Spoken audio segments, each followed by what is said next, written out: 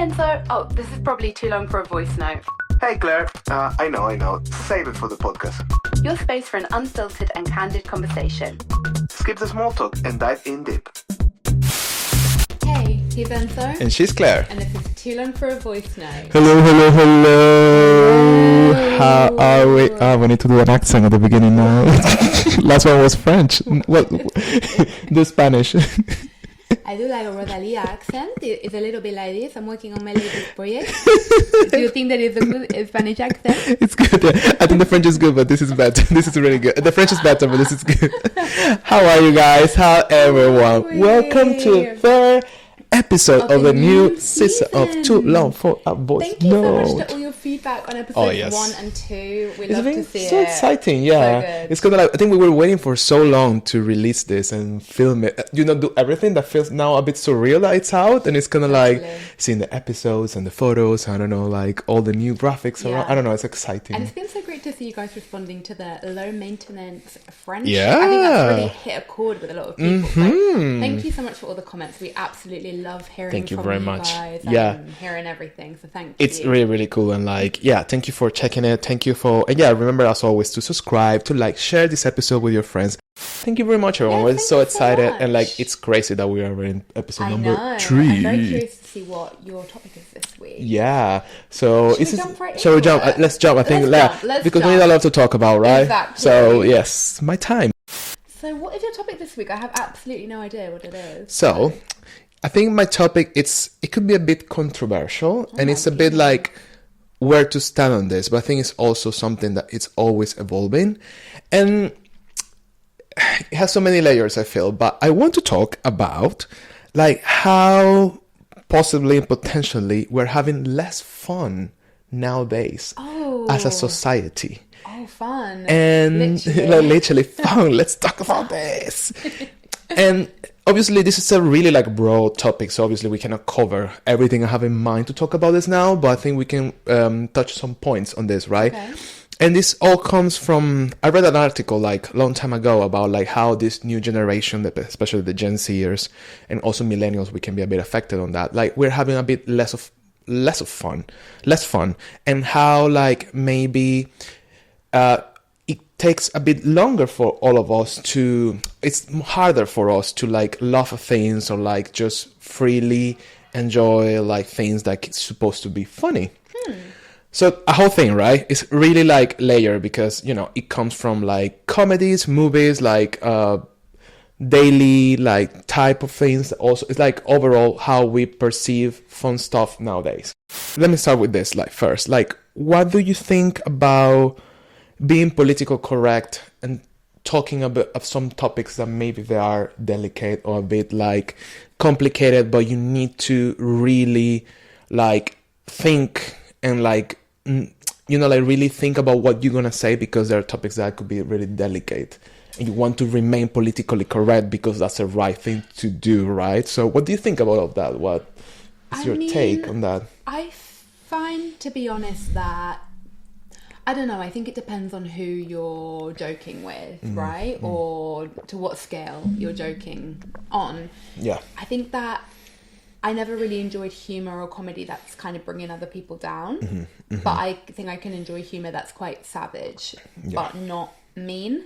So I think I would probably fall on the side of like, enjoying humour that's quite, not like politically correct, but I think, I think it's probably beneficial, like not to kind of isolate a specific group, unless maybe you're part of that group, and then it's good like, point. Yeah, kind of maybe more doable. Yeah, more doable. Yeah, because I think like all of this is like a lot of people, especially like the boomers. By the way, I don't want to sound like a boomer in this episode. I just want to talk about this because some people are like, "Oh my god, the boomers, blah blah blah blah," because the boomers, as I said, the generation before us, like our parents.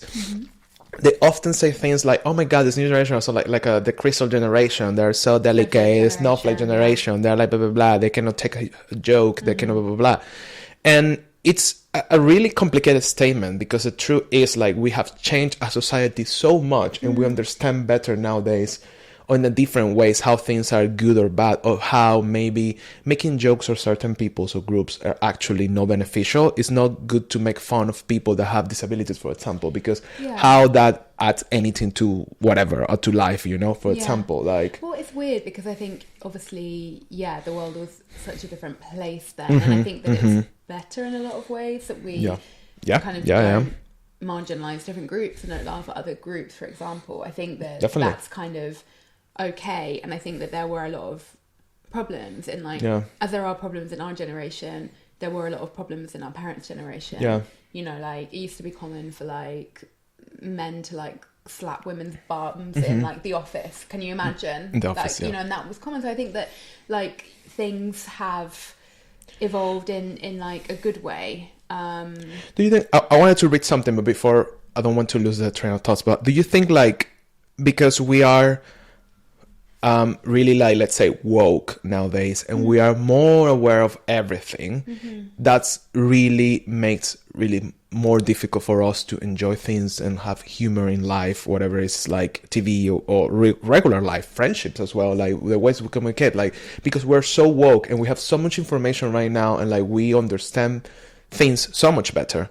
Do you think it affects the way that we actually approach things? Do you think like, because before you reply to me, like sometimes I feel like when you are so aware of so many things, it's kind of like it's a blessing, but sometimes it's also like, I mean, that's why I said like ignorance is a bliss, right? A lot of people that are more ignorant, they have less to worry about because they have less layers of things to consider, which I'm happy not to be like that, honestly, but I do understand sometimes it takes energy when everything needs to be maybe revisited or revised. I don't know. It's like, I don't know, I want to talk a bit more about that. What do you think about this? I think of like two different things, because I don't see how like being polite or like being kind of like politically correct and like woke would like stop you having fun. I think it's kind of weird to be like, but maybe I'm like definitely really millennial, and I don't see why like not being able to make like a politically incorrect statement would like minimize your fun. Like I don't really get why those two would go hand in hand. But in terms of like constantly worrying about what you're saying, I don't know, like do you worry about what you're saying? Because I feel it's just quite natural. It comes natural, for us anyway. Like I feel that I don't have to like really think about if I'm offending anybody or not, because I think that I'm really careful anyway with what I'm saying. Yeah, and I think going back to something you said before, it also depends on to whom you're saying it or the context, right? Because I think like, which is the problem with comedy, and especially how everything nowadays is so like it reach everyone, right? Like if you say something that will reach everyone in every single corner of the world, which back in the day wasn't like that. But then again, if you're making jokes with your close friends, it's a different story, because you are in a group that you all have they share the same language. So you can call me like, you can make a homophobic joke to me and I can make like a sexist joke to you, and it's gonna be fine between us because we have that space. And like, but then that's interesting because you can make, let's say that you say something homophobic to me, I will find that funny because I allowing you to make the fun. But it's funny. So the problem is like when it goes out there with everyone else, it stops being funny. Well, that's the thing, and I think it's once again about your power, the position of power, and the audience that you have. Like, so for example, me making a homophobic joke to you, we have a level of trust. You obviously know that I'm not homophobic and all of this.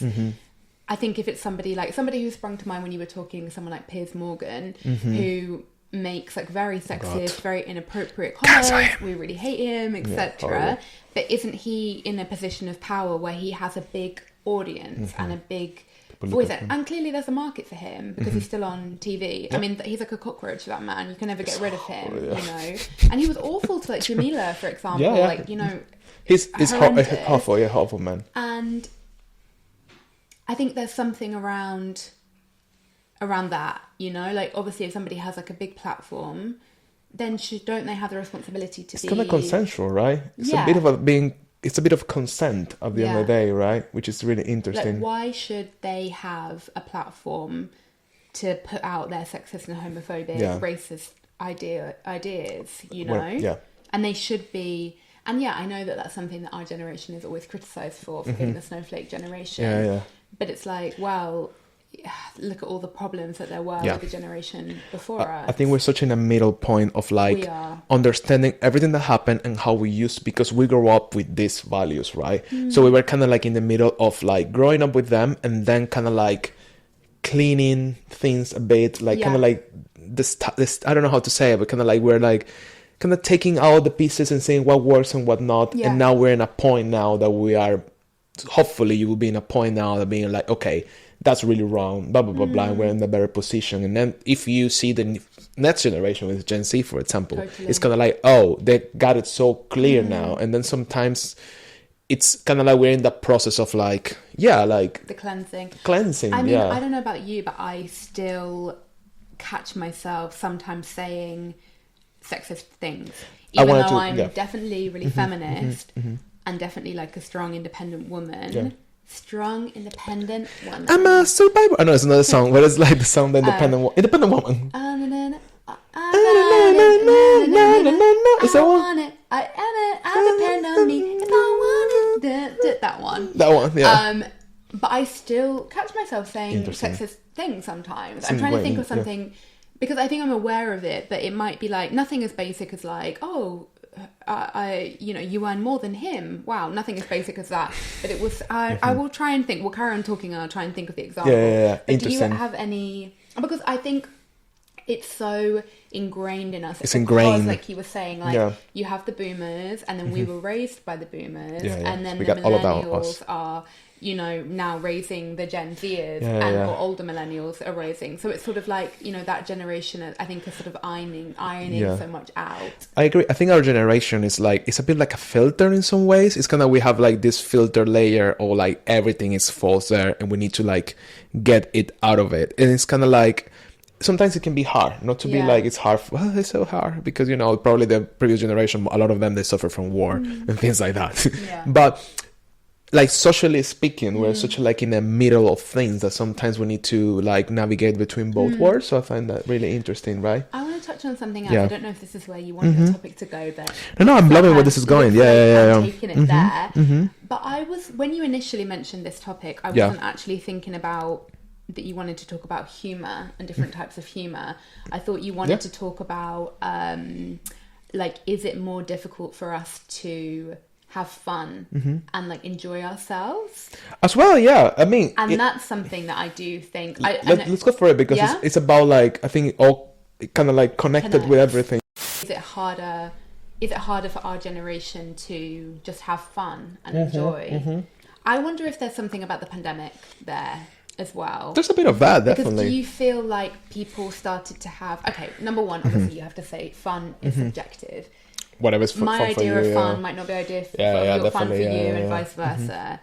But I do feel, I think I notice like with friends, like maybe like a rapid aging, let's say, and then a kind of like definitely finding things a little bit less fun. I wonder if it kind of is like related to, I think it's a lot related to how socially and culturally we're changing as well. And that's why I feel like this is connected to what you're saying. It's one of the layers I was thinking when I was I wanted to bring this topic, because I think fun is just not comedy of like how we perceive fun in a show. It's also like how we enjoy life overall and how it's been changing again. And I wonder like if, because we went after the pandemic, we went so self-aware of everything that when we're after and we start consuming so much content from the internet, and I think like TikTok blew up, and then we started to be more aware and connected with so many things that were happening that's actually like making way more complicated our friendships. I feel sometimes like now I have so many tools of information I didn't have a few years ago, and now like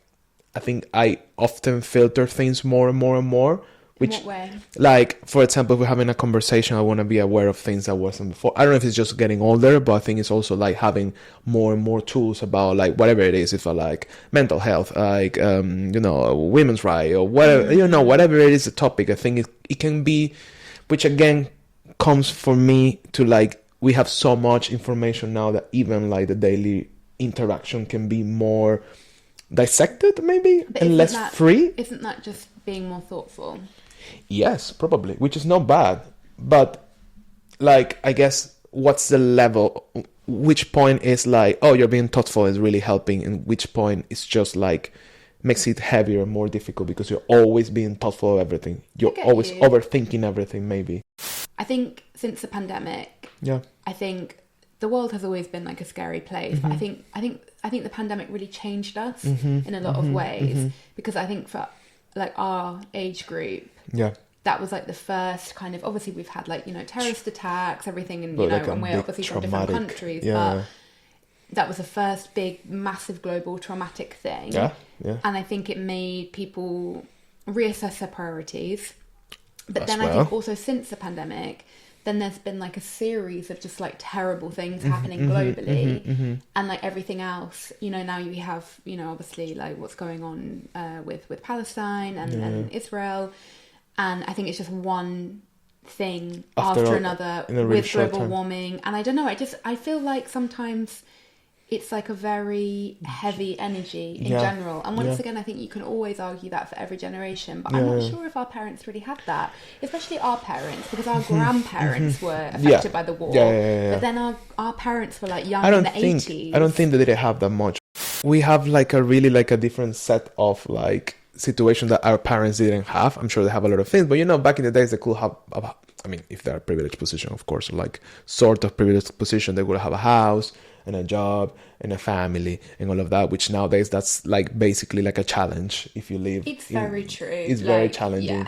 For them, it was a challenge, I guess, but in a very different ways. It was like way better. And I don't know if like, I don't know. But then back in the days, I mean, our parents, I don't think they have a lot of fun. They didn't travel a lot, for example. My parents I don't did. think. You think they'd have a lot of fun? My parents did travel, and I think they had a lot of fun, but they were working for an airport, so they got like massively discounted flights, and they were like going to Brazil for like £10 or something. Of course, that's crazy. You know, because like, back in the day, people didn't travel that much. You need to be like, I don't know. I think my parents definitely did. They have like a different experience. I think so. Yeah. And like, I think they definitely, I mean, I don't know, I can definitely like ask them if they had fun. Did they have fun? Did they have fun? But I think they did, but I think there were different restrictions. I think we are dealing with like a set of different challenges, but I think we're restricted in some ways that they weren't, and they were more restricted in some ways that we aren't. Like I think we're very financially restricted. Neither of my parents went to uni, and they were able to get like a house. It's crazy. And like we can't even get a job without. You couldn't even get like a basic job nowadays without going to university. It's totally different. So I think financially we struggle, but then I don't think there's pressure on either of us to get married. Like my parents would not have been able to have lived together if they were not, and probably the same with your parents. You know, and we can cohabit with our partners, and like there's no pressure for us to have kids or get married, and like, you know. I wonder, like, also thinking about pressures and things. I guess maybe it's not everyone. I think obviously we're speaking from our point of view. We don't want to say like everyone in our group age or everyone is like the same as us. But I think for us, I don't think our parents they will ever think about like how the world is ending. You know, in the 80s, no one really gave a shit of that. I mean, there were people giving a shit of that, but it wasn't like a common knowledge. It's not like our parents grew up thinking about global warming or things that are affecting the world. In fact, global warming, like in the 2000s, it was still a concept denied for a lot of people. It still is. So for some, so like thinking, sometimes I think about like, wow, like we have all these sets of things, and I wonder like if I'm gonna even if I'm thinking like, if I wonder if I even gonna make it to when I'm getting old, because probably we're gonna have like a tsunami and gonna kill us all. I think that's true. Sometimes I think, should I just leave my credit card because we're not gonna make it? Like let's max out the car. Like I'm not gonna pay anyway. It's like, you know what I mean? It's kind of like fuck it, you know. It's kind of like, what's the point? It's like we will reach to 80s, I guess. So, you know, like it's, I don't know if that like not chunk, but like that connection with reality that we have nowadays also limit us. Like, because back in the days, you get news and you get things and you get aware if you read a book, if you sometimes you check a good TV show, if you read something, maybe if you are really knowledgeable and you're curious. But nowadays, you just need to sit still with your phone and you're going to get so much stuff there. And you can be in a day, you can be aware of everything that's happening in the world, which is, could be like so anxiety inducing. And it's not like it's happening more or less than before. It's just like now we know everything that's happening in each corner of each place. You can know, like, you can look for the news in every country of the world, and you can then be aware of what's happening, right? So I think that makes also like more difficult to have fun. If you think it's like an existential dread. I think we have existential dread because it's like we are. Sometimes it's hard to feel like you can have fun because you're like thinking about the end of the world, like literally like the planet is dying. We have the threat of nuclear war. So like, come back next week for our podcast to cheer you up. Do you think you have less fun now than you did when you were younger? Or it's different? I don't. I do feel I have more responsibilities, and also like I think I have more goals to reach, but I think it's an age thing. It's because like, I'm in my 30s, so I feel like it's a clock, which is like, which is the thing, it's like a fight with yourself, because it's like, whatever, you can have any age. Obviously, like you grew up thinking like your 30s are your prime, right? And you need to get certain things in your 30s, which is not really true. You can get, your prime could be at your 40s, your prime could be at your 50s. Like that's it's proved nowadays for our generation that's changed. That was again coming back of all concepts and like all perceptions. That's something that doesn't apply anymore, and it changed a lot. So it's I think a lot of like times that I feel like having less fun is because I'm in this race it's not against myself. It's a race against my own time, maybe feeling like I'm running all the time, or like I need to rush, it's gonna be too late, blah blah blah blah. So it's kind of like, which is also, I think, it's a society, and also living in a city like London, like it's always like a race, right? And you feel like you need to do this, you need to get that, or whatever, the podcast, you need to get the career, whatever. And it's kind of like, sometimes it can be like, oh wow, you forget that you need to have fun as well in the process. And it's and everyone said that, like, you know, like you can read every book, you can watch every podcast, whatever you do, it's like, oh, you need to remind yourself to have fun.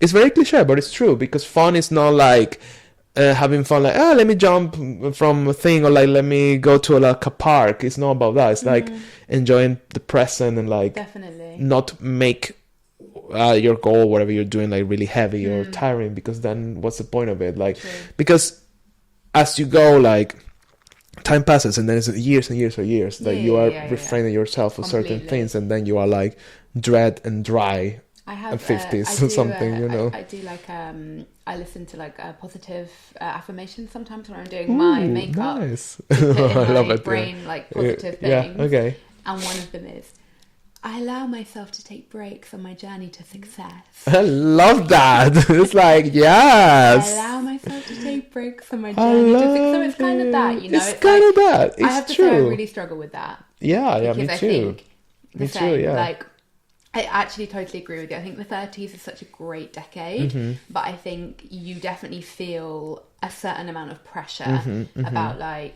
okay, right, fuck, this is serious now. Like, the career needs to be on it. I want to get my finances in order. Like you say, it's like there's always time, but it's sort of like a lot of that pressure. So what do you do to have fun at the moment? Okay, at the moment, I think one thing I always, I think it's always my to-go.